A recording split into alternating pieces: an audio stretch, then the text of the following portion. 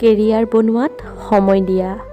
এতিয়া সম্পৰ্কৰ কোনো ভৰসা নাই। অভিনয়টো মানুহে প্ৰতিনিয়ত কৰে, কোনোৱে ভাল পোৱাৰ বাবে আৰু কোনোৱে নিজে ভালে থকাৰ বাবে অভিনয় কৰে। কিছুমান মানুহে হয়তো কেতিয়াও ক্ষতি নকৰে, কিন্তু গোটেই জীৱনৰ বাবে হৃদয়ৰ মাজত আঘাত কৰি গুচি যায়। জীৱন সুন্দৰ আৰু তাতোতকৈ সুন্দৰ হ'ল আমাৰ এই জীয়াই থকাটো।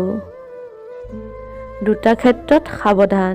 প্ৰথমে, কোনো ব্যক্তিয়ে নিজস্ব ব্যক্তিগত সমস্যাৰ কথা তোমাৰ লগত শ্বেয়াৰ কৰিলে তুমি মাথো শুনিহে যাবা।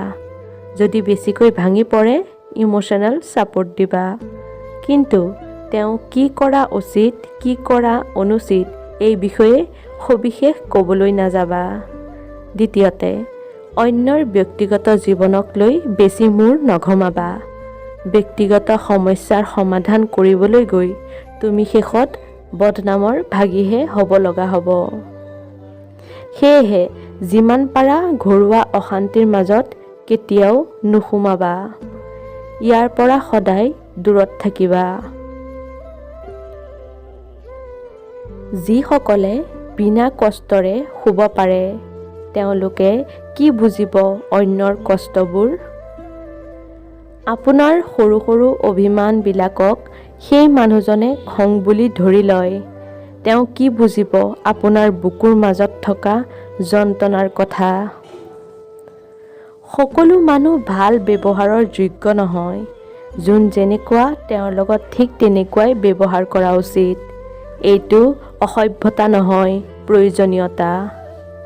অনুভূতিক লৈ খেলা যিসকলৰ অভ্যাস, মানুহ সলোৱাৰ যিসকলৰ অভ্যাস, তেওঁলোকক কেতিয়াও ভাল পাবলৈ নাযাবা।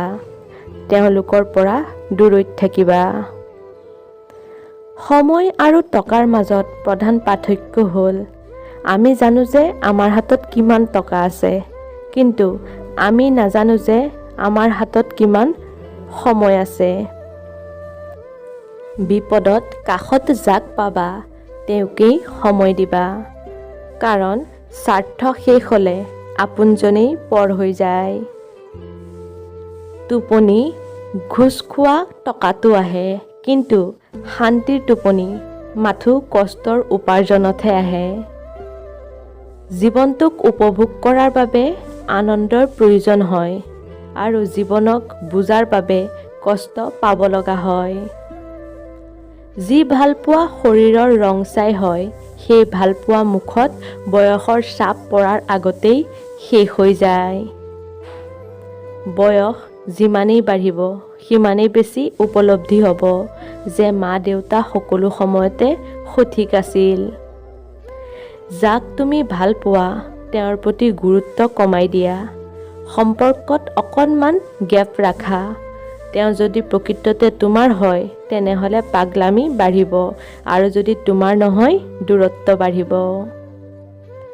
শুৱাৰ পৰা উঠি কেতিয়াও কাৰোৰ মেছেজ চেক নকৰিবা, কাৰণ তুমি যিমান যাৰ বাবে আশা ৰাখিবা, সিমানেই সেই আশাৰ বিনিময়ত কষ্ট পাবা। আপুনি আপোনাৰ প্ৰিয়জনক ভুল বুজাৰ আগত এবাৰলৈ হ'লেও তেওঁক বুজিবলৈ শিকক। নহ'লে এটা সময়ত আপোনাৰ ভুলৰ বাবে তেওঁক আপুনি জীৱনৰ পৰা হেৰাই পেলাব। খিয়াল ৰাখিবা যে সুখক কিনিবলৈ গৈ তুমি শান্তিক যাতে হেৰাই নেপেলোৱা। মানুহে তেতিয়া তোমাৰ অতীতক টানি আনে, যেতিয়া তেওঁ তোমাৰ বৰ্তমানক সহ্য কৰিব নোৱাৰা হয়। বাস্তৱতা কি জানে? আপুনি যাৰ বাবে কান্দিব, তেওঁ আপোনাৰ কথা অন্যৰ আগত কৈ হাঁহিব। যিয়ে তোমাৰ অপেক্ষাত থাকে, তেওঁক অপেক্ষাত নাৰাখিবা, যত্ন কৰি আঁকোৱালি ৰাখিবা। শহুৰৰ ঘৰৰ মানুহ যিমানেই বেয়া নহওক কিয়, স্বামী যদি ভাল হয়, তেনেহ'লে এজনী ছোৱালীয়ে সকলো কষ্ট সহ্য কৰিব পাৰে। অতীতক লৈ কেতিয়াও আফচোচ নকৰিবা, কাৰণ তুমি বিচাৰিলেও সেইটো পৰিৱৰ্তন কৰিব নোৱাৰিবা। সম্ভৱ হ'লে ভৱিষ্যতক লৈ ভাল চিন্তা কৰা আৰু অকলে জীয়াবলৈ চেষ্টা কৰা, কাৰণ নিজক ভালে ৰখাৰ দায়িত্ব তোমাৰ নিজৰ।